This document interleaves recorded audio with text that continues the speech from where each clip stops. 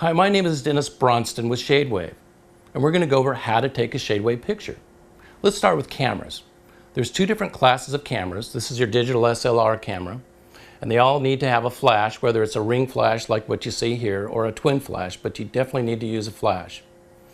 Also, we have the point and shoot cameras. They're all outfitted a little bit differently, but again, they can both work as long as they take a good clinical picture. Now, one of the important things to do, not only for ShadeWave, but just in general, is do what you call color balance your camera. Now, you do that with either white paper or a photographic gray card. Now, we prefer a photographic gray card because we feel that the pictures are just a little bit warmer.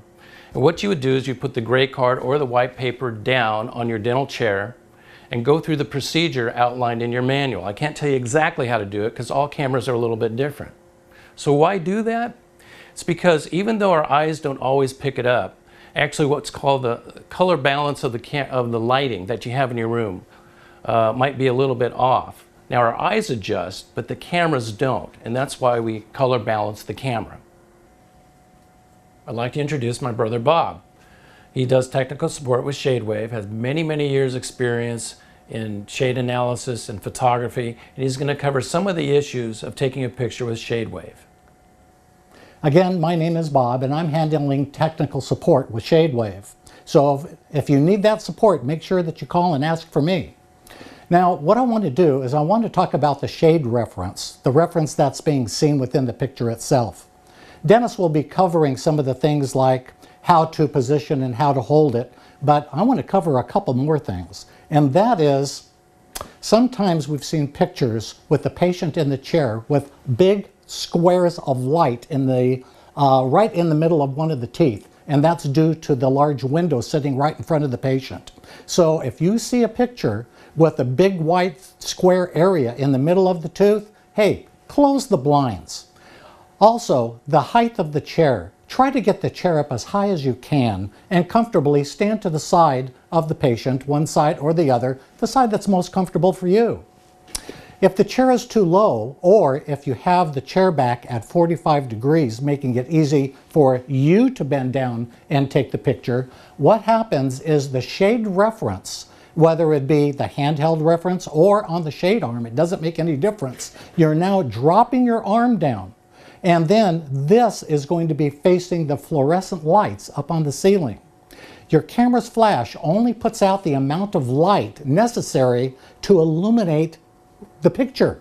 And with the fluorescent lights, we have seen either streaks of light in the shade reference itself and on the patient's teeth, or what we've seen is the black on here looking light gray from the brightness of the fluorescent light. So it's best to have the chair up as high as you can, have the patient sitting straight up, and just shoot right on.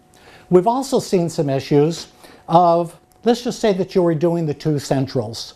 Well, I've seen then the pictures of the two centrals, and that's not what we're trying to match. We're trying to match laterals. So what I want you to do is take a picture of the lateral if you're going to be doing the two centrals, or if it's a single central, go on ahead and take a picture of the central that you want the shade to come off of.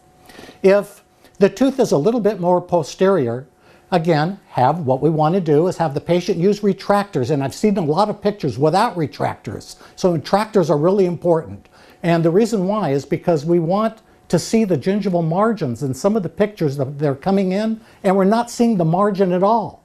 So use retractors, and if you're taking a picture of the upper teeth, retract out and pull up. If it's the lower teeth, retract and pull down. And if it's a little bit more posterior, we still want retractors used, but what we want is this side of the retractor maybe just to hold the lip open and then retract back, and then you'll be able to shoot a little bit more buccally, you know, as far as that goes.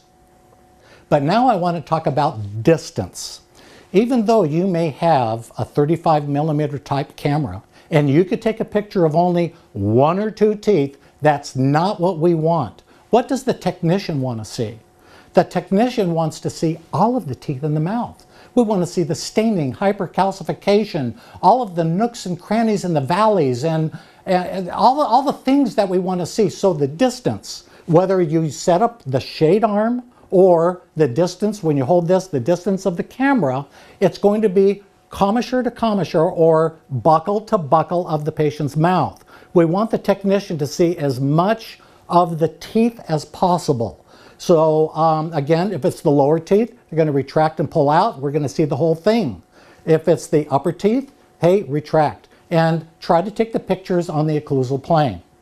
If on the occlusal plane, when you're taking the picture, if there's a lot of reflection on the patient's teeth due to the shape of the patient's teeth and things like that, then take a picture straight on first, and then maybe go above the occlusal plane. Then maybe a little bit distal or a little bit on the mesial side. Take several pictures, sometimes even a headshot that technicians would like to see.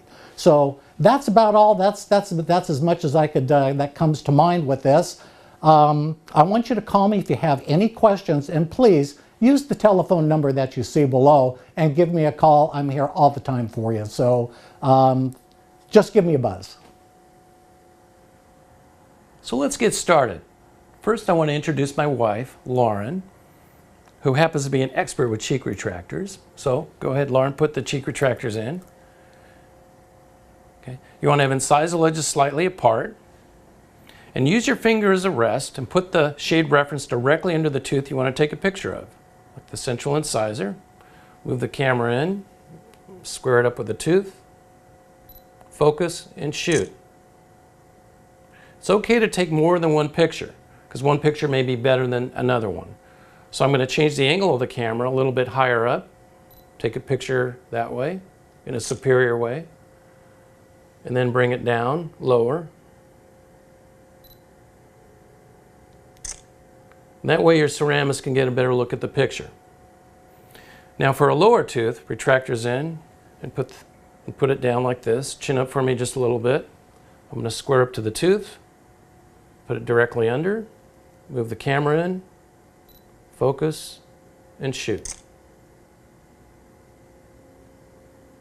Now if you want to take a picture more posterior, you retract back this way, and bring this up.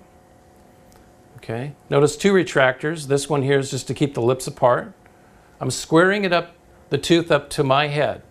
In other words, to my eye level. I'm shooting the picture square onto the tooth. Put the shade reference directly under the cuspid. Move in, focus, and take a picture. We want to be sure that the gray, black, and white can all be seen in the picture. Now we're going to look at some common mistakes. Don't point the camera directly at the reference. And also don't use your overhead lighting. Now you don't want to be zoomed in too far. You need to see all of the references, especially the gray. Also, don't come in sideways.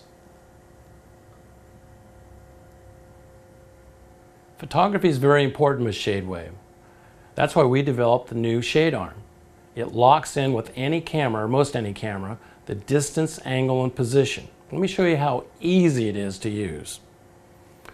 Retractors in. Okay, move them up a little bit, point, and shoot.